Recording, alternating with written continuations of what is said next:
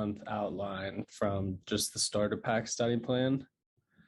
And initially I went through all the videos and watched some of the YouTube videos, and then I was just kind of following that outline in terms of the logic games, starting with that. And so then I just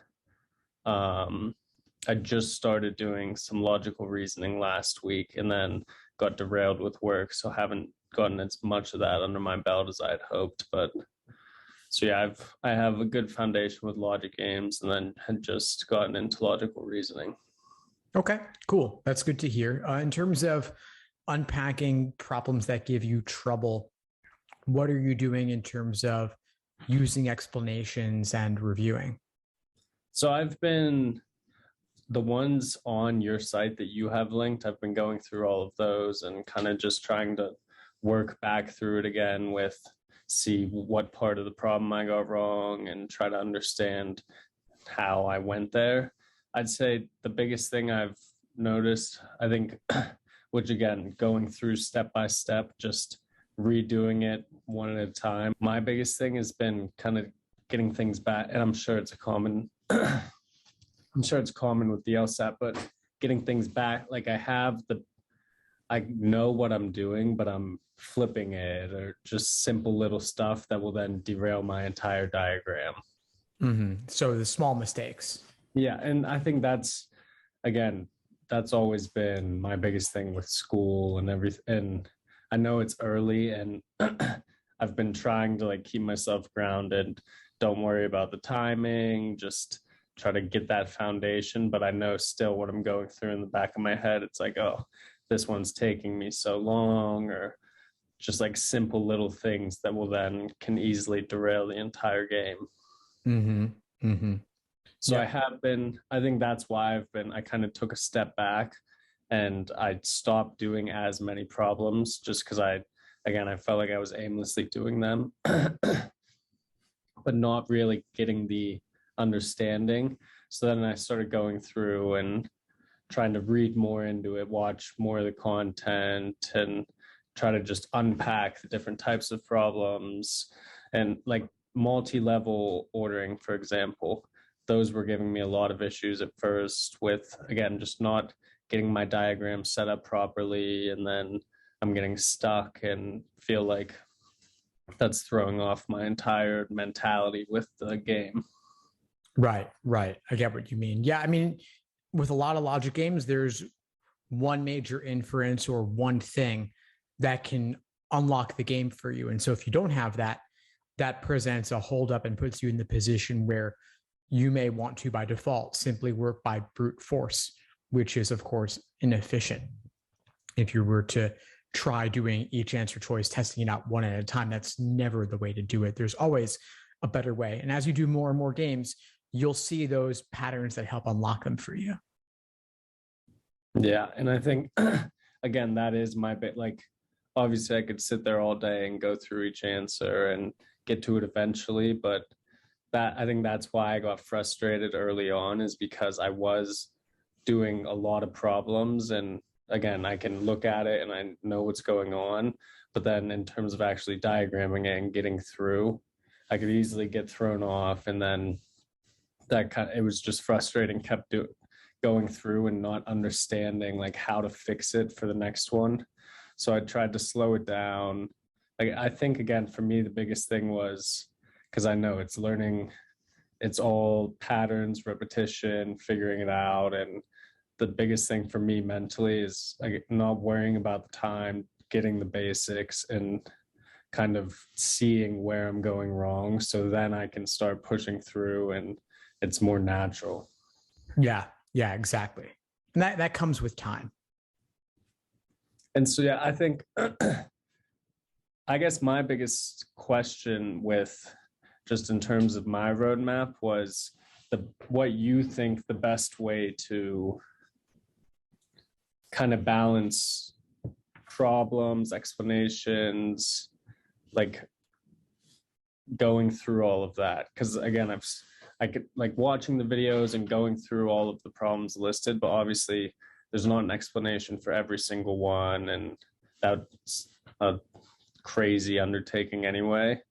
So it's I'm just trying to figure out between like reading stuff, watching videos, or just going through, what do you think is the best way to kind of manage your time in that sense?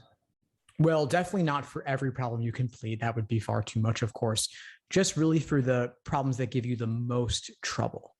Something, whether you got it right or wrong, if you feel like there was a way you could have approached it more efficiently, or you did have trouble with it, or you did make mistakes, then in those cases, it's certainly worth looking it up, but only for a select smaller number of problems.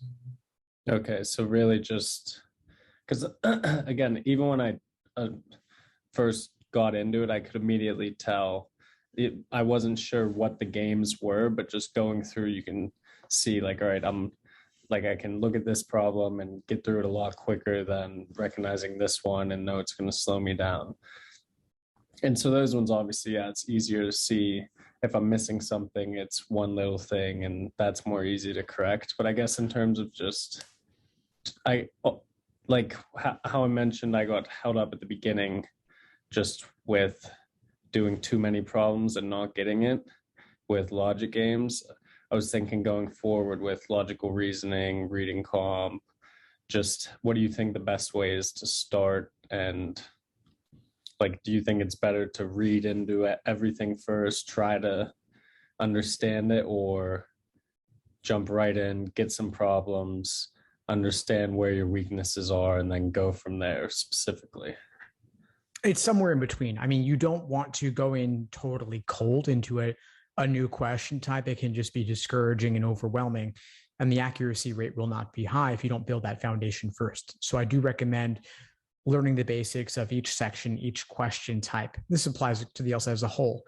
But then once you've gotten the basics down, I wouldn't fall into the trap of trying to understand every textbook theoretical angle for a given question type, just enough to give you a basic understanding of what they're looking for you to do, then jump into some problems to drill and practice.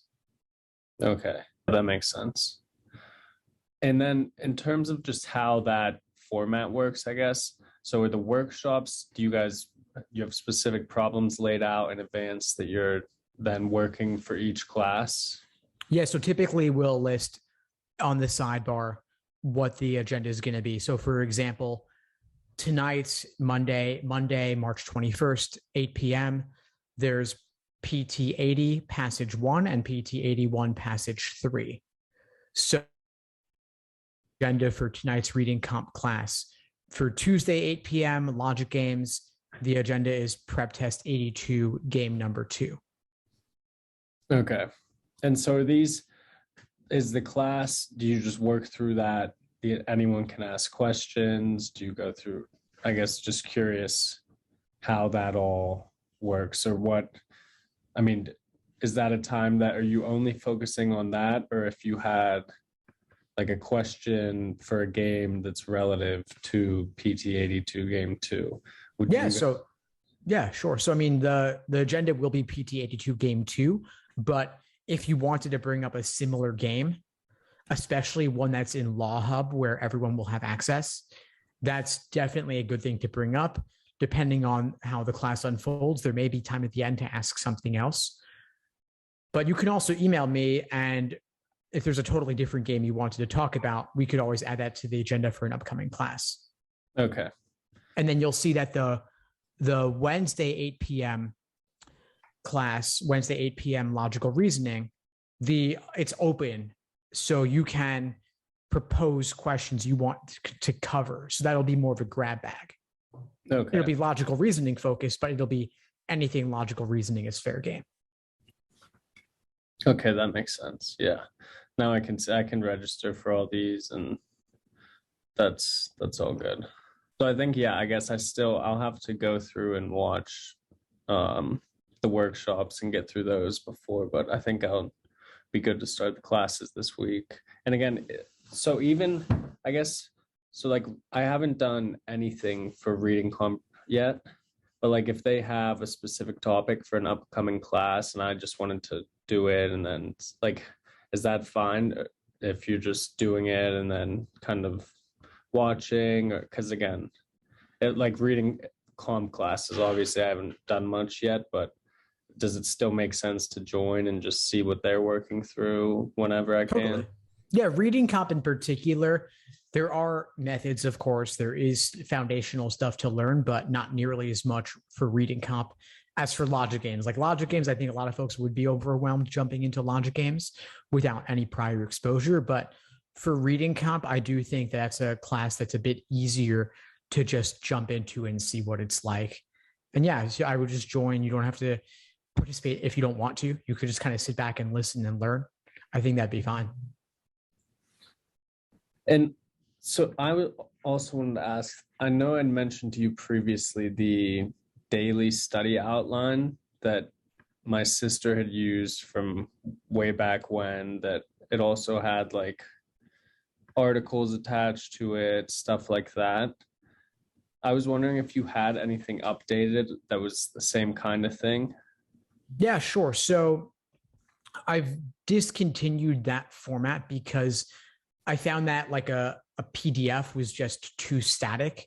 And I was creating more and more resources and making tweaks and improvements all the time. And so if I was using PDFs, everything would quickly become outdated. And I didn't want to keep reissuing new PDFs whenever I made a small change. So I do have, and this is maybe you saw it inside the foundational section of the course, the study plan section. I'll put that link in the chat for you here.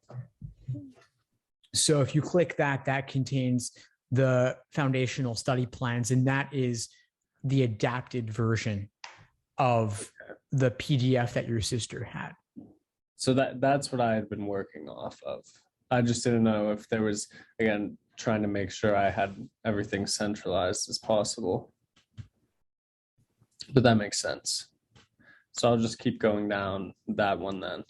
And then what you can do, by the way, is, I mean, you can supplement this link, the foundational study plans that you've been using, with the full length class recordings in the workshops section of the course.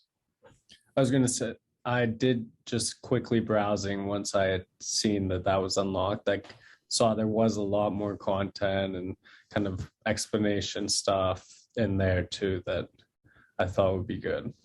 Yeah, there's a ton there, and it's more than anybody could reasonably go through. There's a lot, because if we're doing 4 nights a week of classes, that means that each week we're uploading all that video into the workshop section. So it's growing and growing too quickly to work through it all, but you can pick and choose what you'd like. Yeah.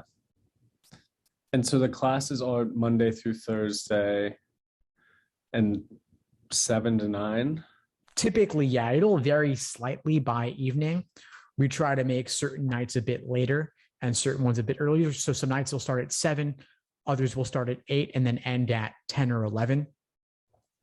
I don't remember what the exact schedule currently is. We tweak it occasionally based on people's availability, but it's roughly the range is 7 to 10 p.m. Yeah, that makes sense. I just didn't know exactly what everything was. Okay. I mean, yeah, I think, like I said, I haven't had time to dive into everything else that unlocked, but I did see that was a lot more content. I'm sure that'll be everything I need, and I start going to the classes. But yeah, I think now I should be ready to go.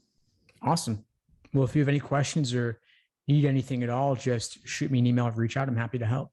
Okay, perfect. Thank you so much. My pleasure, Sean. Have a good one. I appreciate it. You too.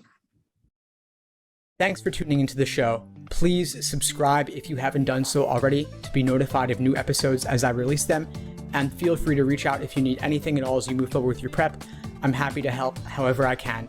In the meantime, I'll wish you all the best and take care.